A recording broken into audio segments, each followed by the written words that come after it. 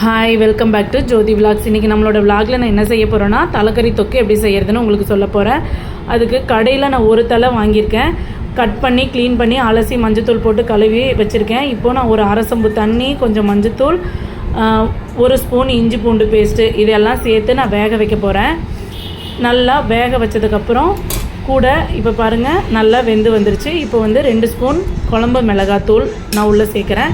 சேர்த்து இப்போ நான் அதை கொஞ்சம் வேக வச்சு எடுத்து வச்சுட்டேன். இப்போது ஒரு பேன் வச்சுக்கிறேன். தாளிப்புக்கு பேன் வச்சுட்டு அதில் கொஞ்சம் சோம்பு, 2 லவங்கம், ஒரு 3 சின்ன பட்டை அதெல்லாம் சேர்த்துட்டு எண்ணெயில் வதக்கிட்டு இப்போ வந்து பெரிய சைஸ் ஆனியன் 2 கட் பண்ணி வச்சுருக்கேன். 2 பச்சை மிளகா, கொஞ்சம் கருவேப்பிலை இதெல்லாம் நான் உள்ளே சேர்த்துக்கிறேன். சேர்த்துட்டு நல்லா வதக்கி விடணும்.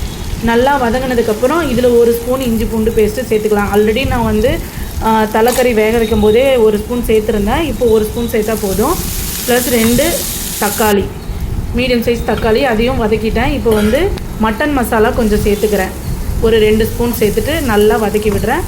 வதங்கினதுக்கப்புறம் இப்போது நான் ஆல்ரெடி வேக வச்ச தலைக்கறியில் இதை நான் சேர்த்துக்கிறேன். சேர்த்துட்டு நல்லா கலரி விடணும். கலரி விட்டுட்டு அதுக்கப்புறம் ஒரு 2 ஸ்பூன் பெப்பர் போட்டு இறக்குனா நமக்கு தலைக்கறி தொக்கு ரெடி. 2 ஸ்பூன் சேர்த்தாச்சு பெப்பர் தூள். இப்போது நம்மளுக்கு ஆல்மோஸ்ட் ரெடி ஆகிடுச்சு. இது ஒரு 2-3 மினிட்ஸ் குக் பண்ணி எடுத்தாலே ஆல்ரெடி நம்ம மட்டன் வேக வச்சதால் இப்போ வந்து லைட்டாக ஒரு 5 to 10 மினிட்ஸ் வேக வச்சா போதும். இப்போது நமக்கு சுவையான தலைக்கறி தொக்கு ரெடி.